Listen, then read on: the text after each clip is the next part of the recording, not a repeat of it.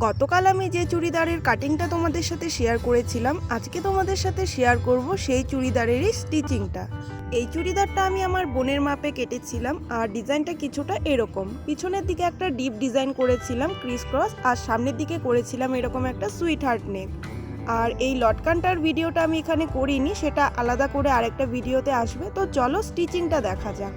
প্রথমে গলার কাজটা দিয়ে শুরু করেছিলাম। আমি এখানে তো সিম্পলি পাইপিং করে দিয়েছিলাম। তোমরা এখানে চাইলে যে কোনো বর্ডার করতে পারো, যে কোনো লেস বসাতে পারো, বা কাপড় বসিয়েও কেটে দিতে পারো। তো যাই হোক, এখানে পাইপিংয়ের কাজটাই আমি করছি। দেখো, তোমরা যারা সেলাই কাজের সাথে যুক্ত আছো তারা প্রসেসগুলো দেখলেই বুঝতে পারবে, আর তোমরা যারা এমনিতেই ভিডিওটা দেখবে তাদের মাথার উপর দিয়ে কিন্তু যাবে পুরো ব্যাপারটা। তো যাই হোক, এখানে আমি সুন্দর করে পাইপিংয়ের কাজটা সেরে নিয়েছিলাম। তারপর আমরা করব ব্যাক সাইডের কাজটা। পেছনে আমি তো ডিপ নেক দিয়েছিলাম, সেক্ষেত্রে আমি প্রথমে বর্ডারটা করে নিয়েছিলাম। এখানে আলাদা একটা কাপড় বসিয়ে দেখো কিনার থেকে সেলাই করে দিয়েছিলাম।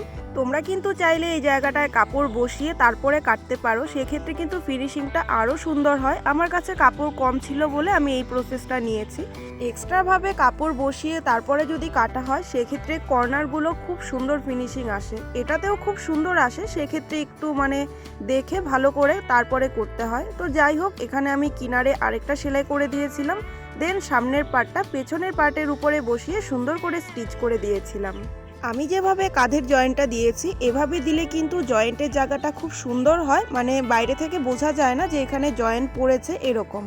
দেন আমরা ওই যে হাতার কাজটা করব। বডির কাজ কিন্তু মোটামুটি শেষ। এখানে হাতাতে আমি করেছিলাম গ্লাস হাতা। তারপরে আমি কিনারটা আগে সেলাই করে নিয়ে তারপরে এখানে বসিয়ে দেখো সেলাই করে দিচ্ছিলাম। এটা হচ্ছে হাতার জায়গাটা আর বডির জায়গাটা একসাথে স্টিচ করছিলাম। দেন আরেকটা সাইডও এইভাবে করে দিলাম। হাতা লাগানো হয়ে গেলে আমরা এখন পেছনের দিকের কাজটা করব। তো প্রথমে লম্বা একটা বাঁধা করে নিয়েছিলাম, তারপর সেটাকে টোটাল 12টা টুকরো করেছি, কারণ আমি দু সাইডে ছটা ছটা করে লাগিয়েছিলাম। তো সেটাকে ভালো করে স্টিচ করে নিতে হবে, আগে সামনের দিকে দেন পেছনের দিকে, কোনোভাবেই যাতে জায়গা থেকে না সরে। পেছনের কাজটা হয়ে যাওয়ার পর কিন্তু চুড়িদারের কাজ মোটামুটি কমপ্লিট। এখন শুধু হাতা থেকে নিয়ে চাক পর্যন্ত যে সেলাইটা হবে টোটাল বডিতে, সেটা করে নিতে হবে। আমি এখানে দুটো করে সেলাই করেছি, তারপর কিনার থেকে চটকা কেটে নিয়েছি। আর এখানে দেখো দুবার ভাঁজ করে যে চাকের জায়গাটা, সেটা তোমরা সুন্দরভাবে এভাবে সেলাই করে দেবে। আমি কিন্তু কিনার থেকে আরেকটা করে সেলাই দিয়েছি, তাহলে সুন্দরভাবে বসে থাকে আর কি কাপড়টা, আর কিছুই না। দেন একদম নিচে যে কাপড়টা থাকবে সেটাও তোমরা এভাবে ভাঁজ করে দেবে, দিয়ে ওই যে কিনার বরাবর আরেকটা সেলাই করে দেবে, তাহলে সুন্দর করে বসে থাকে। তো আমার চুড়িদার একদম রেডি। তোমাদের কেমন লেগেছে আজকের কাজটা অবশ্যই জানিও। So tata.